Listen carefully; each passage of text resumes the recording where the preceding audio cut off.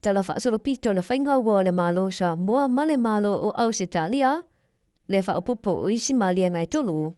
Ua sa inia iu tatu ili. Le na malanga mamau mai le fiunga i le minisita o le mtanga bengo le bai fafua Ausekalia. Ya Honorable Penny Wong. Politasio nei fianenga. E aunga i le ngad bengo lo ta imua i le mtanga bengo fiso ta inga ma fa amtalanga te konolosi. I le fayo ta iala. Fainga fa vai. Matula fono e mayo i o le fa o ngā tawina. Po awala fa o na po nei mo fiso ta inga. Ina ia vau ia le abe fa ana nao fa amtalanga bai matanga winga bai tu tino le Malo. Fa pe ana pa anga tu maoti. Ato ai malisa o ngale mu ilunga penga ta fa ilangi. Male fa unga ino masini. Te mani no fo i de Maliega le nei le fa tele nao ha o unga tala fiangai.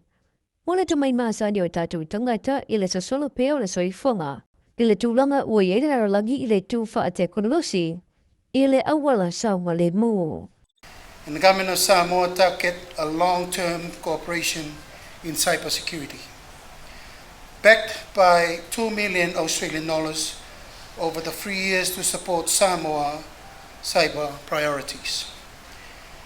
The partnership was strengthening incident preparedness and response, enhance secure digital system, and to support governance framework aligned with the international standard through the CPAC Cyber, a development assistance program. Overall, to the support will include provision of new equipment and tools, technical assistance, and participation in the international forum. O isi whiangai ngai lua, o le a langalongo i nai le matata a Malo le Malo.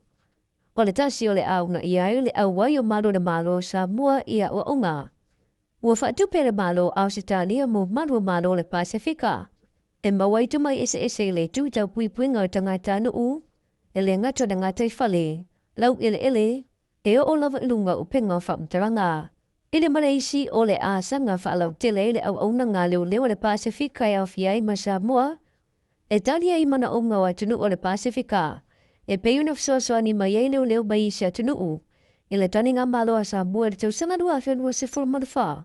I le whanatanga a tai o Malo le tau pulenga. Prime Minister, you're concerned about the scourge of transnational crime, including drug trafficking.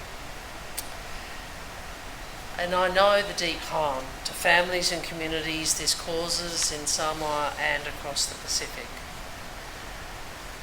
And we know to combat drug trafficking, countries need to work together. We understand, our two countries, that working together strengthens security of Samoa and the whole Pacific family. And that initiative is about stronger coordination, stronger training links across the region. And I'm so pleased that already we have had 7 Samoan police officers trained through this program, and you should also, I hope you are also proud that 2 of the trainers in this program have been Samoan officers. O le wha mwe na whaia i le whanetani Malo a le tau mea sina, o le saininga lima na whaetino le fiunga i tai le Malo ia Honorable la ore ma le tua le wetea pola te Valfosi Smith. Ma le fiunga le minisita le mtanga ringo le vai fafua Ausekalia, ia Honorable Penny Wong. Na awaisu i le ka peneta mo di maui le polokala me. Ai o le sau fo i o whaolulunga. O mtanga ringa o le o au fia i le saininga lima.